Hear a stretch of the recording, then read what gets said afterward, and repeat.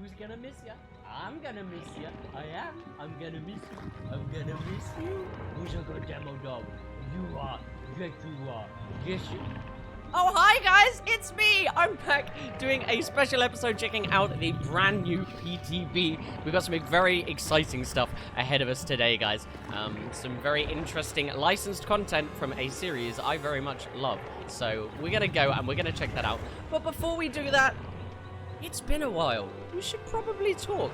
So how about step into my lounge? I think we'll go one over. Awkward guy. It's just, there we go.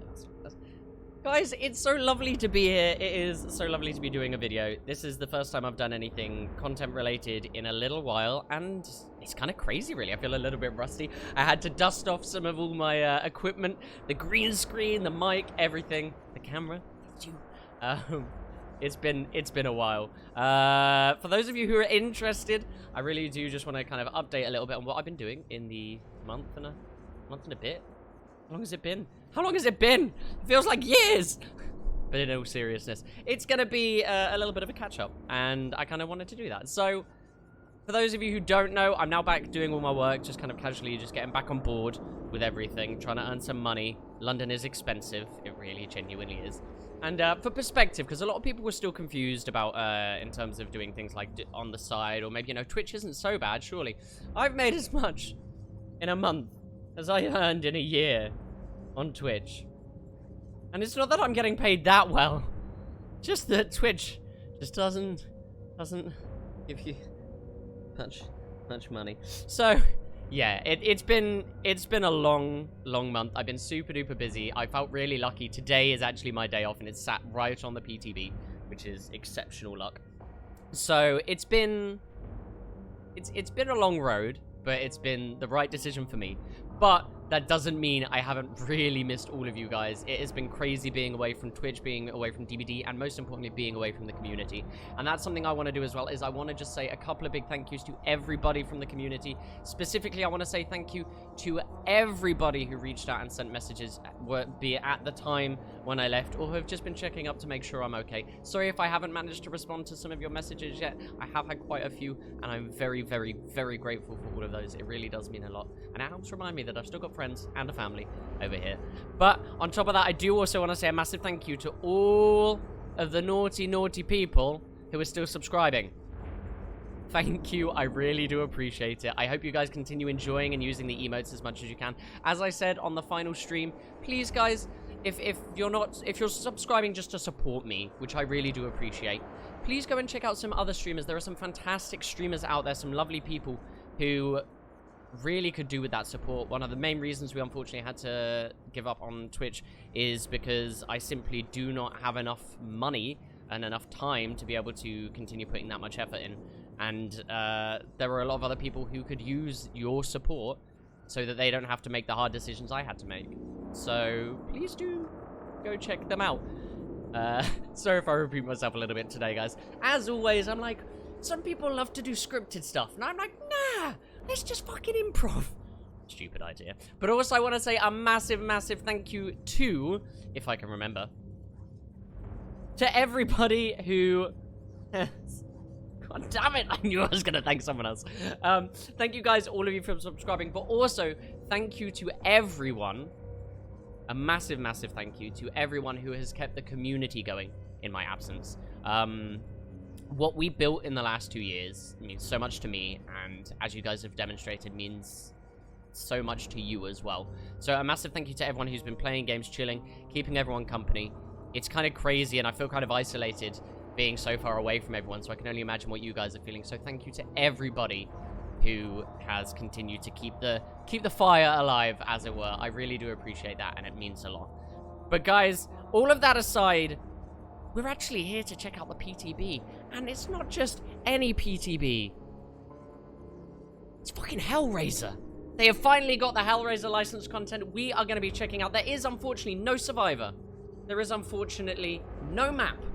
At least at this time. But there is a killer, and it is the guy you think it's going to be. But before we go check them out, I also just want to say, can we believe all of the stuff that's gone on? So, McLean has left DBD. Voice breaking there. McLean has left DBD, and Stranger Things. Demodog. Steve and Nancy. Oh, God. Sorry, I had a breakdown the first time I read this, and I feel like I'm having a complete rehash of that. It's like Groundhog Day. But it is a very, very sad day. But hopefully that should be a good demonstration. I think the intellectual property and stuff like that is a really convoluted mess. And hopefully, though I don't think it is the case, hopefully it'll encourage behavior to, you know, keep being good at what they're doing and keep developing to a high standard. Yes, a high standard behavior. We are watching you with a lot of scrutiny to just make sure they keep competing to be the best they can be. Because Lord knows, that hasn't always been the case.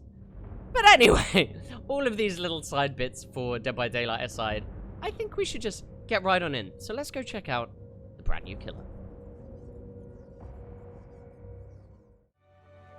And oh my goodness, here we are.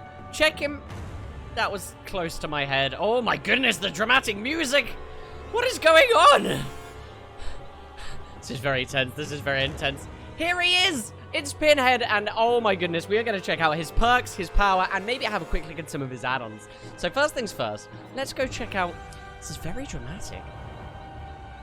Very aggressive. Now, he has some nice animations, guys. I've heard a couple of compliments on his animations, and actually, they do look pretty good. There's another little caveat. Little thing to his animation that will come up in a second that's actually to do with his power, which is also kind of cool. But let's start with the backstory. A demon to some, an angel to others. Pinhead is an explorer in the further regions of experience, indulging in the limitless thrill of pleasure and pain. When the puzzle box, known as the Lament configuration, a key to another dimension, was found in the entity's realm, it was only a matter of time before it fell into curious hands. Once opened, he arrived! What came next was sweet suffering that spilled over the realm. Now this is kind of interesting, actually. The backstory they've given us suggests that the puzzle box made it into the realm first. And it's kind of almost like his power exists outside of the entity's realm, which is in keeping with some of the bigger lore. So I'm very excited to see where they go with that. Obviously, because it's licensed content, they can't tie it into the overarching lore of Dead by Daylight. But they're giving it a little hint. They're giving it a little something, which is kind of cool. So, we're going to check his power. Summons of Pain, otherwise known as ordering a Domino's pizza. No, sorry. Sorry, Smickers. That poor guy has not been bullied ever since I stopped, and yet, somehow, I never stopped. Anyway, Summons of Pain, an extra-dimensional gateway that leads to pleasure and pain so great it will tear your soul apart. Press the power button to create a gateway and release the button to open it. Once open, tap the ability button to summon forth a possessed chain under your control. Direct the chain into a survivor to bind them. Sounds like a weekend that I don't want to get involved with. Oh dear. Okay, a survivor bound to a chain is unable to sprint. Their movement speed will decrease further as they're hit with a second and third chain. That's kind of interesting. So, the more chains you're hit by, the further your speed decreases. Survivors can perform the break free action to escape. Now, I don't know, based off of this, if the power increases the time to break free, the more chains you've got around you. It makes sense, but we'll see. And then you've also got a second caveat to his power. I've said caveat twice now. Lament configuration. If left alone, the Lament configuration initiates a chain hunt by summoning chains to pursue survivors. The hunt ends when a survivor picks up the Lament configuration. Oh look! More AI! That thing that everyone really liked. Oh, stop touching your little box. Stop it. I know you're back there. I can see you. More AI. Wonderful. A survivor carrying the Lament configuration will be afflicted with the Oblivious status effect, and chains will occasionally be summoned to attack them. The survivor must solve the Lament configuration to remove it from their possession. While doing this, the Cenobite will see their location and be able to teleport to it. There's some mobility here. That's a tick, okay? So just on first read, that's a tick, but it sounds far too specific. Freddy gets to teleport to any generator. Demodog to any portal. It's making a lot of noise back there. When the Cenobite picks up the Lament configuration, a chain hunt is activated. Additionally, all survivors are instantly bound by chains, causing them to scream and reveal their locations. The Lament configuration will respawn in a new location after the Cenobite or a survivor has used it. Excuse me. Now, it doesn't really tell me... Oh, no, it kind of does. No. I'll have to see what this chain hunt thing's about. That's intriguing. So, there's been a little bit of conversation. I have been talking about it a little bit on the Discord for anyone who's been here since the PTB literally just kicked off. It sounds like a really nice, unique power that actually kind of keeps up with the Cenobite as well. The problem with it, it doesn't work in Dead by Daylight. Now, if we have a little look, actually, just go back here a second. He has 4.6 meters a second movement speed, which essentially means he's sort of becoming an M1 killer. He's 32 meter terror radius, which means he hasn't got stealth on his side, and he's tool, which means that not only is he easy to see from far away, but also he is harder to use in loops. I say this, it sounds a bit kind of like unusual to people who haven't played as much Dead by Daylight. The taller the killer, the easier it is to loop around, because you can see where the killer is going, and you get more physical tells, visual tells of where the killer is going.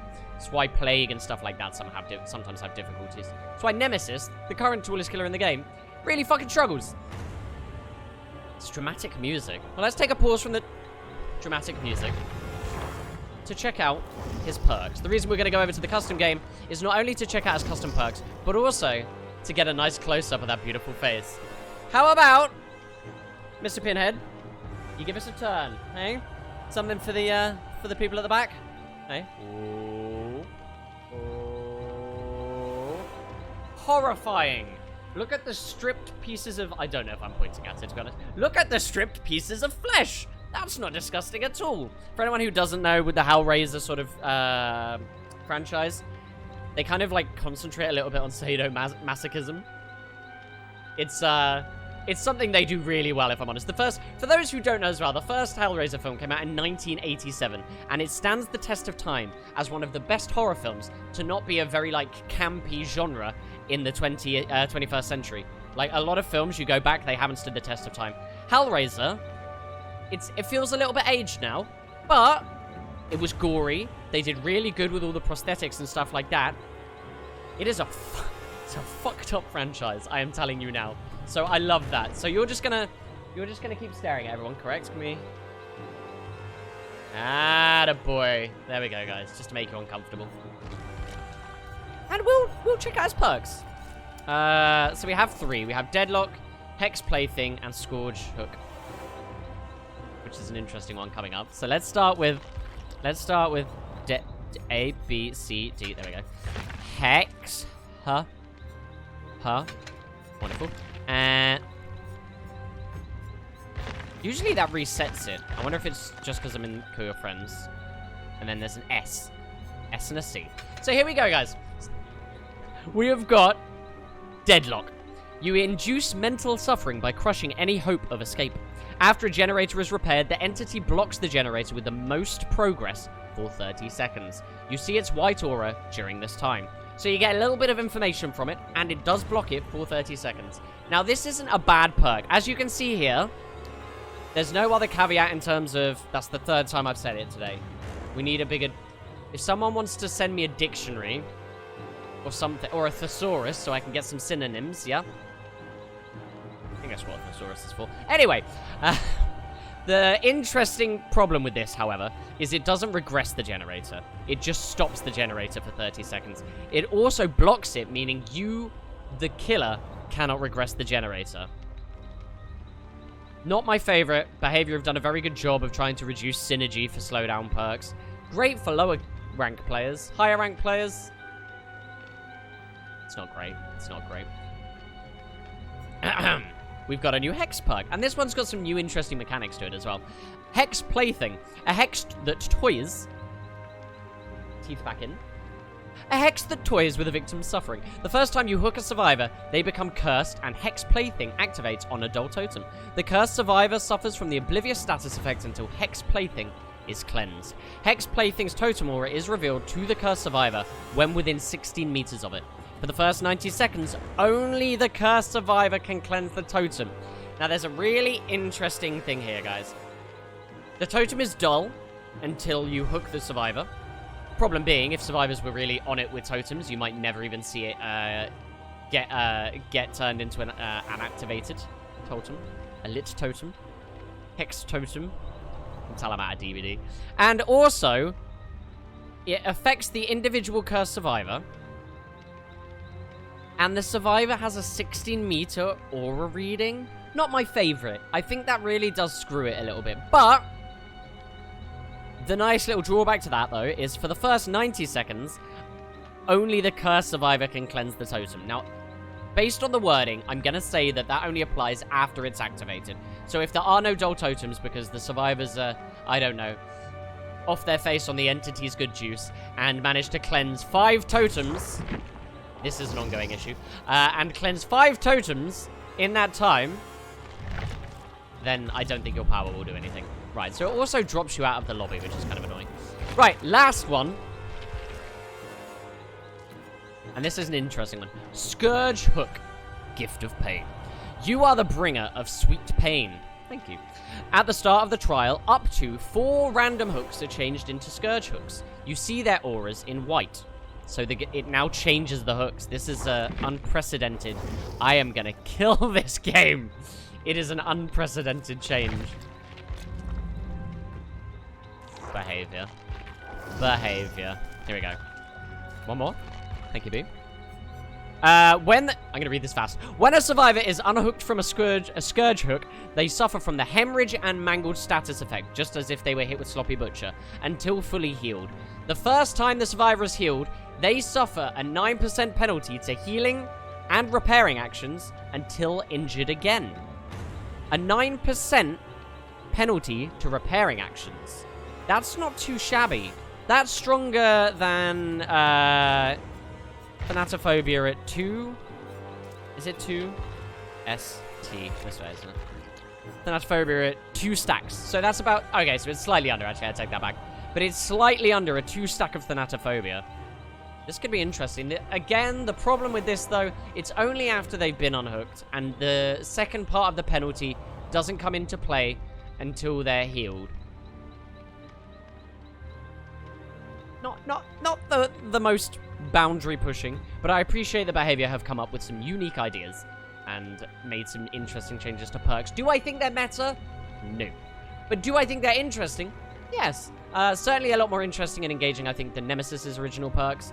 Treading some new territory. We've got an interesting hex with some new mechanics. We've got an interesting new mechanic. And then, of course, we have the other one, which was Dead Hook, which I've already forgot because it was mostly disinteresting. Yes, that one. Okay, so guys, hopefully we are going to jump in and try a couple of rounds playing, well, I say a couple of rounds. I'll give you a little taster of Pinhead, and maybe, if you're lucky, a little taster against him. Let's see what there is. So guys, we're going to check out Pinhead in a Kill Your Friends match with a little bit of help from our glamorous assistant, Jelly Totter. Now, Jelly is actually helping me just kind of like test everything out. She can currently hear me, so whilst this may be bad enough for you, she gets this live.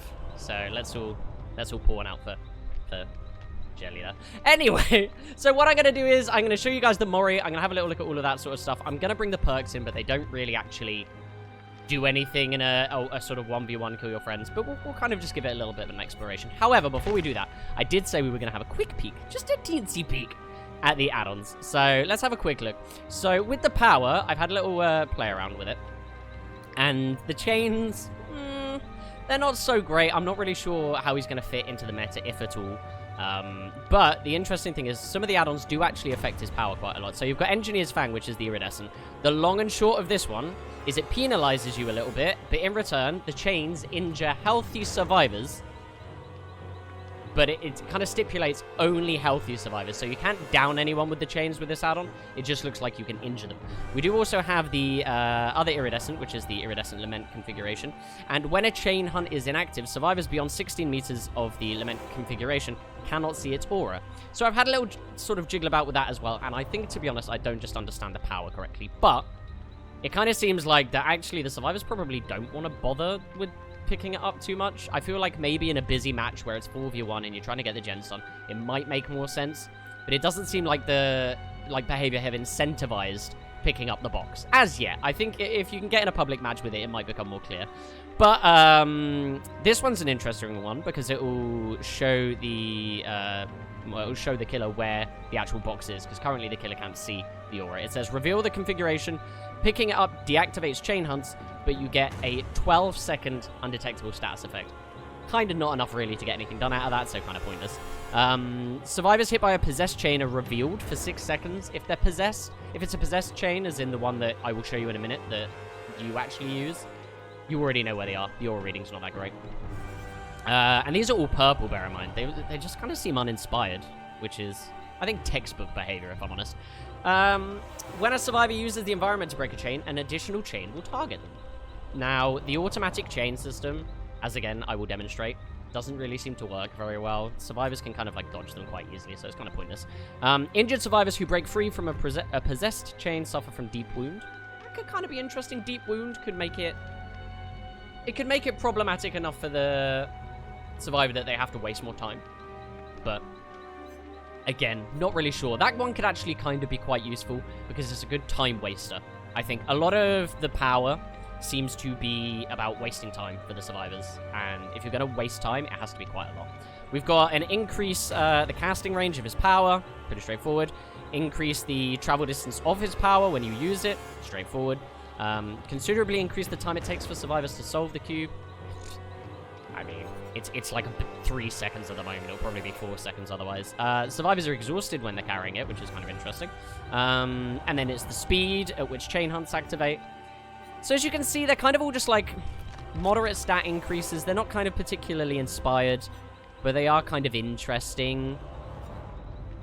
I don't think the add-ons do enough to change his power to make it more, I think, strong, but it certainly kind of adds a bit more finesse to it. I think a good killer might be able to find some mileage out of these. The only one I'd be interested to try, though I won't try any add-ons today, is the original pain one, where it gives people deep wound, because then if they don't heal the deep wound in time, then they will go down. So that could be a really good time waster. But we're going to go in with no add-ons, just his original perks, though we won't be able to explore them too much because we're only doing a 1v1. And of course, we're going to Mori, the amazing jelly tosser, because there's got to be some perks to a friendship. So we're just going to jump straight in. Okay, let's get to this. So we're playing on Blood Lodge. Look at the opening animation. There's no sound effects for it, but that's kind of cool. I don't like that the lament configuration just kind of disappears out of his hands, but I think not all of the animations are sorted yet. So, a couple of things I'll point out first. We have got... In fact, I should double check this quickly. Yes. We have got... Hatch. We have got the fancy perk that makes Scourge hooks. Now, whenever I hook someone, they then become cursed. Now, for the life of me, I can't remember what it did. But that's how it works. You hook them on there, and they then become cursed. So, there we go. Well, that might have been the Hex one. Who knows? But, so, basically, the way his power works, guys, he also has some interesting swing animations. So that's his basic attack. That's his lunge. Let's go that again. Apparently, it looks quite funny to see from the survivor's perspective. And then he has his secondary... Well, he has his first power, where you can open gateways. And as you can see, it's sort of like the nurse's power, where it shows you where you blink. So you can cancel it. There's Jelly running off into the distance there. You can kind of cancel it if you want to, or you can just kind of keep it sort of like flowing and going. So what I'll try and do is, I'll see if I can catch Jelly as she comes running. She's probably double back. Cheeky devil. ID go Seeky. Now, as you can see, there is a meter on the right-hand side, and what I believe, I haven't managed to fully test this yet, what I believe is when that meter is full, the survivor sees the aura of the cube, and when they finish using the cube, it will... You can see there. Just gave me a little blood event there.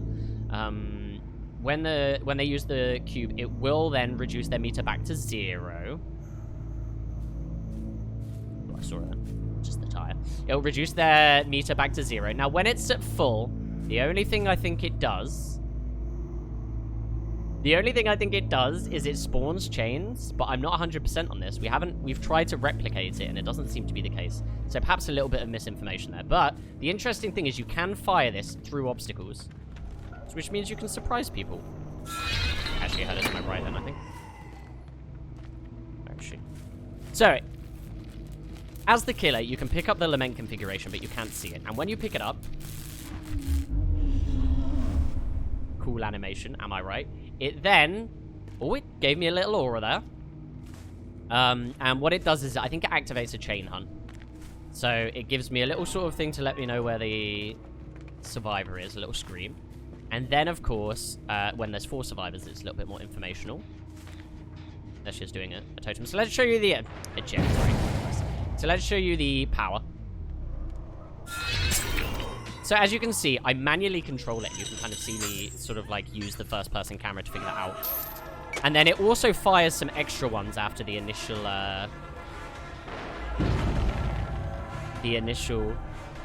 chain summon. And what this does, it doesn't injure the survivor in any way, shape, or form, but it slows the survivor down until the survivor breaks free of the chains. Now, what I can do is this. See, now you see the hitbox is very, very close, so it's certainly going to have a bit of a skill, a good skill ceiling, so that good killers can make more use of it. But I think the main issue with this power, it just doesn't really do anything on its own. In loops, it's kind of useful because it can force the survivor to move slowly, but obviously when we're in the killer shack... Oh, kind of screwed me a little bit there. So I feel like his hitboxes, I think it's partially due to his, due to the fact that his power kind of comes out from like in front of him, but I feel like his hitboxes leave a little bit to be desired as well. But, if we put one back here again. I think Jelly's kind of confused. Now, interestingly as well, you can collide with the chains and break the chains yourself, which means as the killer and as the survivors... Nice shot there. Great job, AI. As the survivors, you can help your teammate, which I think is kind of interesting. So, we're just going to chase Jelly. We'll give her a half second to get started. Maybe don't do the killer shack. Just because that's kind of a hard loop to run. So let's see if she gets the memo. So this also cancels out sprinting, so she can sprint right now. Okay. The pot shot.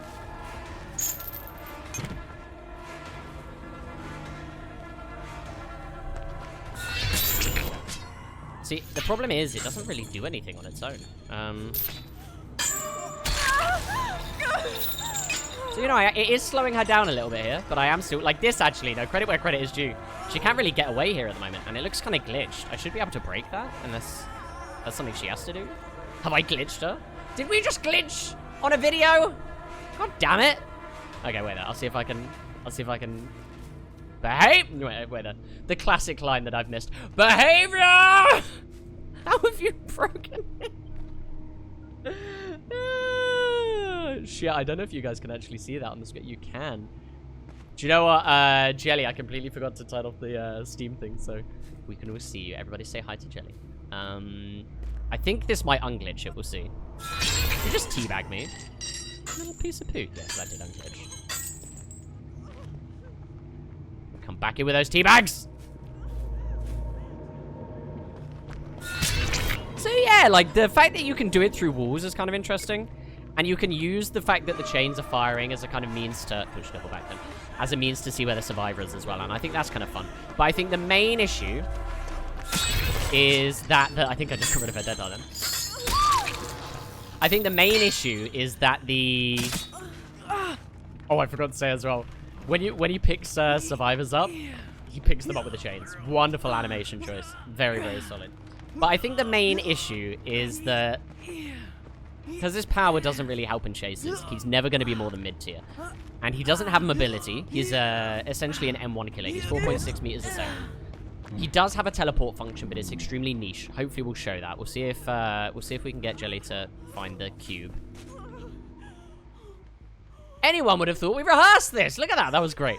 So as you can see here, that's what happens when the survivor does the cube. However, the box. I can teleport to them, which is kind of cool. I think the motivation to make the survivor use the box, though, isn't particularly high. It doesn't incentivize it. Unless there's something I'm missing, it doesn't really incentivize it. And that's kind of the bulk of his power, really. Like, it doesn't really do much else. He teleports when they use the cube. You don't have to use the cube. You don't have to teleport when they use the cube. You can just use the aura reading and the killer instinct of sorts to kind of give you a bit of information. And when there's 4 survivors, obviously it's a lot more engaged. But I think the main issue is, in terms of raw power, what makes his power better than, say, and I hate to say this, the clown, for example. And if his raw power is kind of on par with the clown, but the clown has more ability to use it, is he a worse clown? I don't even know. And the reason why I compare him to the clown is because he's got like an area of effect attack. And of course, that area of effect attack is sort of like on a sort of cooldown and stuff like that. But there is a reload function with the clown, which puts him in a bit more of a sticky situation, I think. Nice there. Absolute solid dodge. Making me look like a mug. Where's she gone? Yeah, jelly, jelly, jelly. So what I will do is, I think we've covered pretty much everything. I will show you guys the Mori. Let's see if we can catch up. So what happens is like, it's just a change.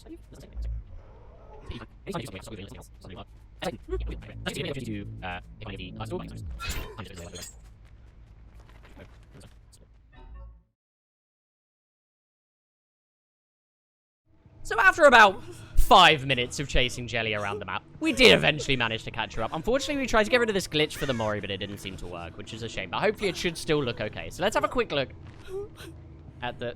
What the fuck did you just do? Get down!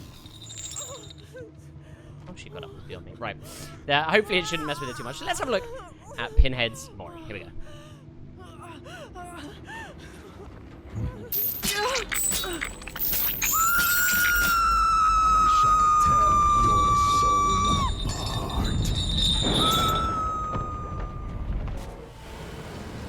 Okay, that was kind of cool. I think they certainly need to change some of those animations around a little bit. They do look a little bit wobbly. But that was kind of crazy, actually. Damn. That's really in keeping with sort of the style of the film as well. So that's quite nice. Now, hopefully we're going to have a couple of seconds to just do a quick swap around, and we'll see it from the survivor's perspective, as well as maybe some of the other mechanics as well. So I shall see you guys in just a moment. And here we are back again as Survivor this time. Now, unfortunately, we had some issues with the lobbies, so we're actually supposed to be on a different map. This is okay.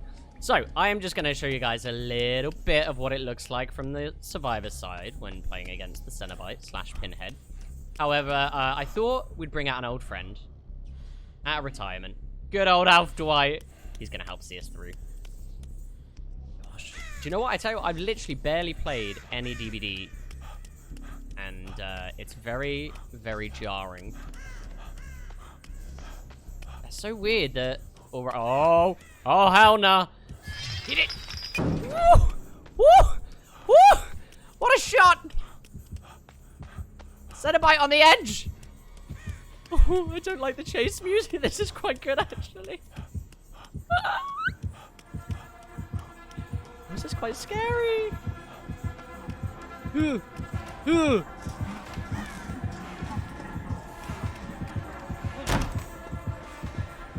me alone! I don't want to die. So as you can see, he's kind of like his basic attack power. It's really unusual. And that's what the gateway, you remember guys from when we were saying this is Jelly's first time on the killer as well, so just having a little bit of, have you not at me? Where did you put it? Did you put it around here? Ooh. Okay, oh, okay. Oh, so this is interesting. So now the meter's full. This must be the chain hunt, but I don't really see how the chain hunt functions. I'm not really getting any chains stunning. Oh, that was possessed chain. Oh, this is weird. Oh, okay.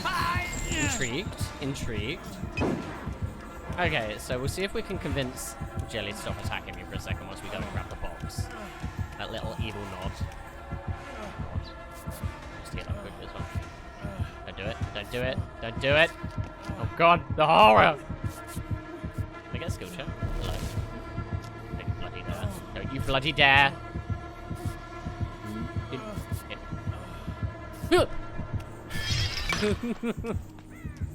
How very dare you. So this is the box. It highlights with a yellow aura when I'm in this mode. So now I've got it. Oh. So now I'm oblivious, of course. I like the music. Oh, this is kind of crazy. So then I have to solve the lament configuration. So I've got a skill check. Oh, oh. Opened it. Oh! Oh! Came. Oh, God! Oh! Did not expect you to be there! So the chains kind of drop there. Let me heal it quickly. And then we see the Mori. Cheeky fucking devil. That evil look. So, God damn it, I feel uncomfortable. So for those of you who, this may be more of a UK thing, but there's a... Get out of there, you. There's a tradition, well, not really a tradition per se, but in the UK we have a lot of, like, touring fairgrounds, where they go around and they set up fairground rides and stuff like that. And one of the interesting things they always have is, like, a haunted, like, ride. And the haunted ride always has, like, a Hellraiser theme to it. I don't know if you guys have seen it, but it always used to creep me out as a kid. So I found the box over there again. So let's see what the box does. Oh, God! Should have seen that coming, really. Get out of there, you. I guess it kind of works a little bit on Louise. Let's...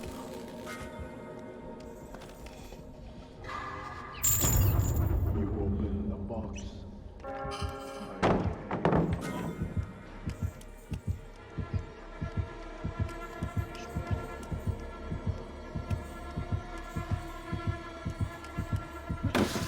Hey!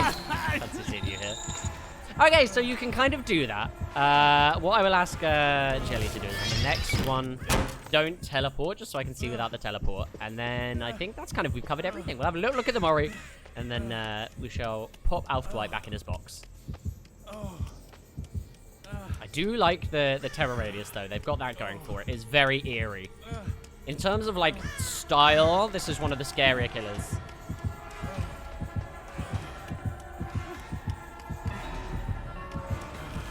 So there's the box.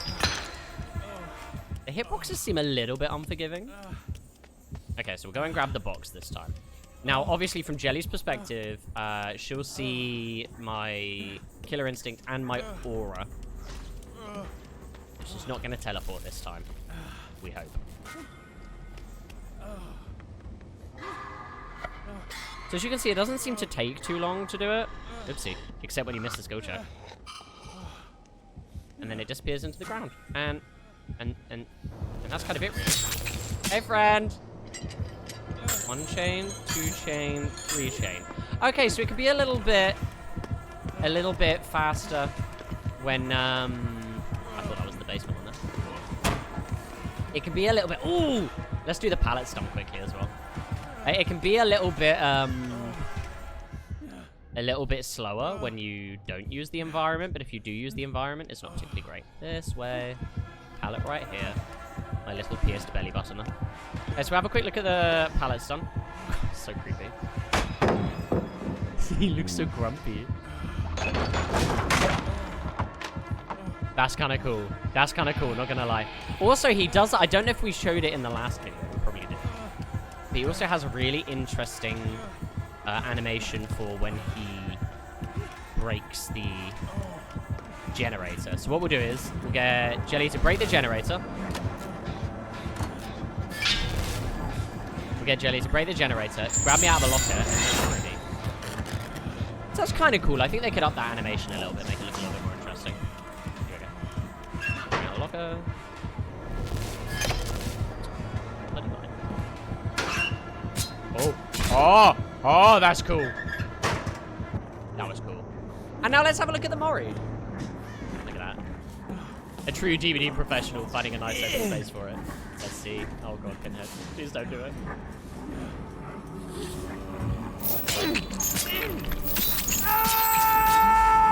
Not out, Dwight!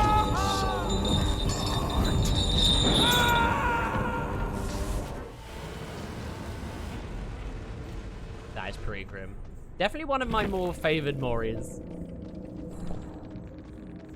That's it. So that's what it looks like. GG easy. Thank you, Jelly. I can't think of anything sassy. But that's the what it looks like from the survivor side. And that is pretty much it as far as I can think of. There isn't actually that much to his power. It seems really complicated and convoluted on paper, but in practice, it kind of isn't. The only thing I'd love to look a little bit more into is the chain hunt, because that wasn't a bit clear, and I wish I could have been a bit more clear in the video. But that, I think, requires a little bit more experimentation to figure out. But that is the first look at Pinhead. I shall see you guys in just a moment. So guys, that is the Killer and the Survivor gameplay. I hope you guys have enjoyed watching. It's certainly been interesting. I'm very excited by the new DLC. I do really like Hellraiser as a piece of licensed content. The lore and stuff's been very well put together.